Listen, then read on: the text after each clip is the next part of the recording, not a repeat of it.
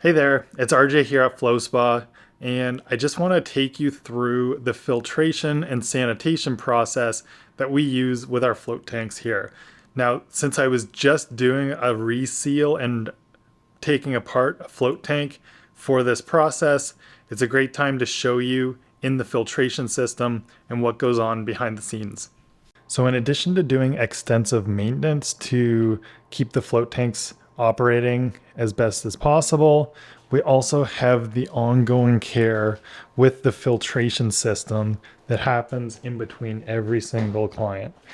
And so the four-stage process that the float tank goes through to completely filter, clean, and disinfect the water between everybody starts with the water coming out of the float tank, going through a skimmer, and then it passes through several other stages.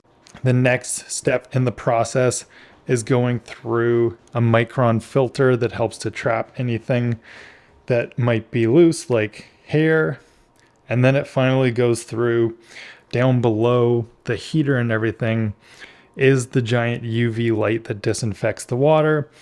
And finally, before returning back into the float tank, over here in this corner is where the ozone gets injected into the water for a complete sterilization and disinfection of the float tank. I studied plant sanitation as part of my food science curriculum, and I've worked in food safety as a manager. So, one thing that's super important to me and that we take with extreme care here is the safety of all of our customers. So, that's why these top of the line float tank sanitization systems are super important to what we do here. We also do add an additional hydrogen peroxide dose to the float tanks just to keep it extra sanitary and disinfected. And we also spray down all of the surfaces with that hydrogen peroxide as well.